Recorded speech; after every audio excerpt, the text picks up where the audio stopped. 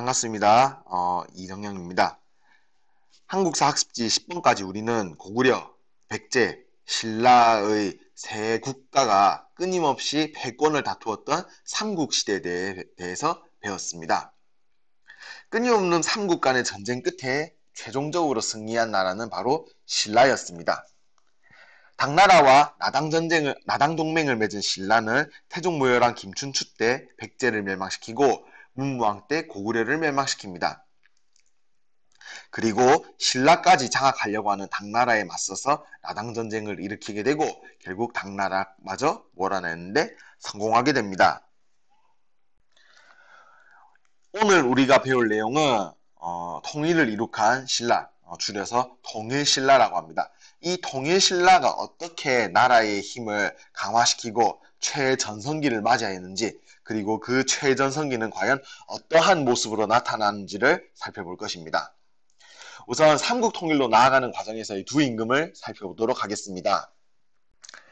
우선 태종무열왕입니다. 태종무열왕 김춘추는 최초의 진골 출신 임금입니다. 신라에는 성골, 진골, 6, 5, 4, 3, 2, 1 두 품의 계층들이 각각 있었습니다. 이 중 원래 기존의 신라에서는 오직 성골만이 왕이 될 수 있었습니다. 하지만 28대 임금이었던 진덕여왕을 마지막으로 성골이 완전히 소멸하게 되고 29대 태종무열왕이 즉위하면서 최초로 진골 출신 임금이라는 자격을 얻게 됩니다. 그 다음 임금이었던 문무왕 때는 고구려를 멸망시키고 나당전쟁마저 승리로 이끌면서 삼국 통일을 완성하게 됩니다. 태종무열왕과 문무왕이 진행했던 통일전쟁의 과정에서 왕의 힘, 줄여서 왕권이 강화되기도 합니다. 자, 조금 전에 태종무열왕이 진골 출신으로는 최초의 임금이다 라는 설명을 했습니다. 이 부분에 대해서 추가적인 이야기를 해보겠습니다. 신라에는 성골, 진골, 6, 5, 4, 3, 2, 1 두 품의 지배계층이 있었습니다. 이 중에서 왕과 가장 가까운 혈통을 가졌던 성골만이 왕이 될 수가 있었습니다. 1대 박혁거세부터 28대 임금인 진덕여왕까지는 성골이 왕자리에 올랐습니다. 하지만 28대 진덕여왕을 마지막으로 성골은 완전히 소멸하게 됩니다. 그리하여 김춘추, 진덕여왕이 사망한 이후 김춘추가 왕위에 오르면서 태종무열왕, 29대 임금인 태종무열왕이 되게 되고 이 김춘추가 최초로 진골 출신의 인물로서는 왕이 되었던 것입니다. 성골이 소멸한 데에는 몇 가지 이유가 있지만 그 중에 가장 대표적인 이유는 다음과 같습니다.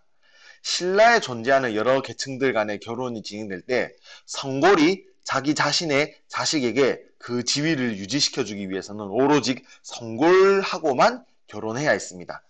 만약에 성골이 자신보다 아랫등급의 사람과 결혼하게 되면 그 자식은 아랫등급이 될 수밖에 없었던 것이죠. 이러한 이유로 인해서 신라가 가면 갈 신라의 시대가 점점 흐를수록 성골의 숫자가 줄어들게 되고 28대 임금인 진덕여왕을 마지막으로 성골은 완전히 소멸하게 됩니다. 문무왕이 사망하면서 그의 아들 신문왕이 즉위하게 됩니다.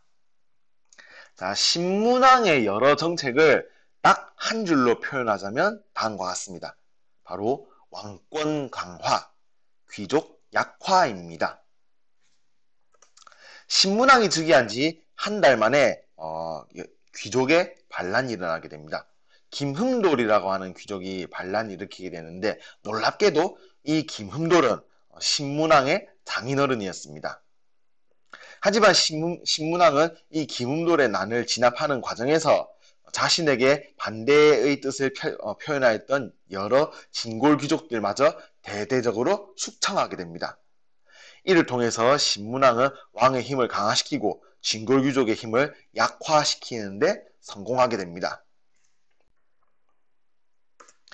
김흠돌의 난을 진압하면서 귀족의 힘을 약화시킨 신문왕은 그 다음 단계로 나아가게 됩니다. 신문왕이 펼쳤던 대표적인 정책이 바로 국학 설치입니다. 국학은 나라에서 운영하는 유교 교육기관을 의미하는데 이 유교 교육기관인 국학에서 신문왕은 육두품을 기르게 됩니다. 진골의 바로 아랫계층이었던 육두품을 성장시키고 육두품을 국가 관리로 등용하면서 신문왕은 진골 귀족들을 견제하려고 하였던 것이지요. 이 육두품들은 왕에게 조언하거나 정치적인 실무를 담당하면서 국가의 주요 세력으로 성장해 나가기 시작합니다. 신문왕의 대표적인 정책으로는 다음과 같은 것도 있습니다. 바로 관료전을 지급하고 노급을 폐지하였다라는 것입니다. 노급을 지급받은 진골 귀족은 전세, 공납, 역을 거둘 수 있었습니다. 하지만 관료전을 지급받은 진골 귀족은 오로지 전세와 공납만을 거둘 수 있었습니다. 즉, 관료전을 지급하고 노급을 폐지함으로써 신문왕은 진골 귀족들이 역을 거둘지 못하도록 하였던 것입니다. 역을 거두지 못한 진골 귀족들은 자신들의 병사를 구할 수 없었고 국가에 대해서 저항할 수 있는 수단이 없어지게 되었던 것이지요. 이를 통해서 신문왕은 왕의 힘을 대대적으로 강화시키는데 성공하게 되는 것입니다. 자, 사료를 함께 살펴보도록 하겠습니다. 신문왕 1년의 사료입니다. 병부령 이찬 군관을 처형하면서 내렸던 교서입니다. 병부령 이찬 군관은 반역자 흠돌 등과 교섭하여 영모 사실을 알고도 일찍 말하지 아니하였다. 그래서 그 마다들과 함께 목숨을 끊게 하였다라는 내용입니다. 신문왕이 진골 귀족의 반란 김웅돌의 난을 진압하면서 자신을 따르지 않았던 여러 진골 귀족들을 대대적으로 숙청하였다라는 것을 알 수 있는 사료입니다. 신문왕 7년의 사료입니다. 명을 내려 문무 관료들에게 토지를 주었는데 차등이 있었다. 네, 관료전을 지급하였다라는 내용입니다. 신문왕 9년의 내용입니다. 내외간의 노급을 없애고 해마다 조를 주기로 하였는데 이를 일정한 법식으로 삼았다. 네, 노급을 폐지하였다는 내용을 담고 있습니다. 김웅돌의 난 진압, 관료전 지급, 노급 폐지의 과정을 통해서 신문왕은 왕의 힘을 강화하고 진골 귀족의 힘을 약화시켰다. 꼭 기억해두기 바랍니다. 자, 다음은 통일신라의 제도정비 모습을 살펴보도록 하겠습니다. 통일신라의 제도정비 또한 궁극적으로 왕의 힘을 강화시키고 중앙집권을 이룩하는 데 그 목적이 있었다는 점 꼭 기억해 두시기 바랍니다. 통일신라의 주요 기구, 대표적으로 우선 집사부를 알아보도록 하겠습니다. 나라의 정치 일을 다스리는 부서라는 뜻을 가진 집사부는 왕에 직속되어 있는 신라의 최고 행정기관이었습니다. 여기서 우리가 꼭 알아둬야 할 것은 왕의 힘이 강화되면 왕에 직속된 집사부의 힘 또한 강화된다라는 점입니다. 이 집사부 밑에 여러 관리들 중에서 최고 직책의 관리를 시중 혹은 중시라고 불렀습니다. 집사부의 최고 관직이고 시중 또한 왕의 힘이 강화되면 함께 그 힘이 성장하였습니다. 자, 이와는 별개로 통일신라는 귀족들의 회의가 있었습니다. 귀족들의 대표 회의를 우리는 화백회의라고 불렀는데요. 이 화백회의의 대표 직책을 우리는 상대등이라고 부르게 됩니다. 이 상대등은 왕의 힘이 강화되면 약화된다라는 점 또한 자연스럽게 유추해 볼 수 있을 것 같습니다. 네, 지금까지 정리해 본 내용을 살펴보면 이렇게 표현할 수 있겠습니다.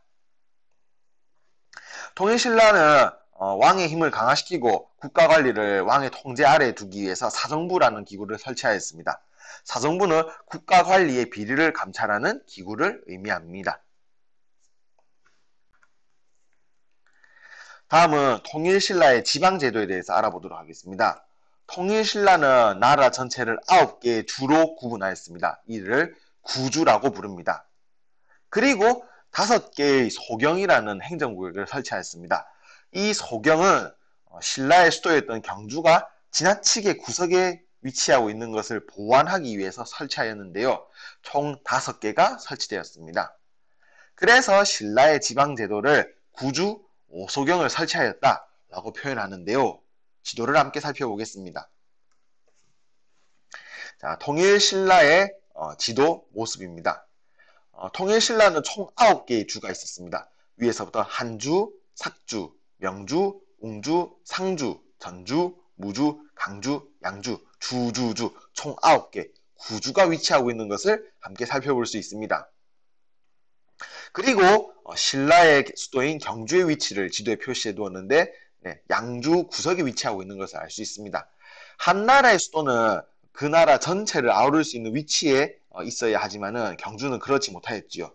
그래서 신문왕은 경주를 보완할 수 있는 5개의 작은 서울 오소경을 설치하였습니다.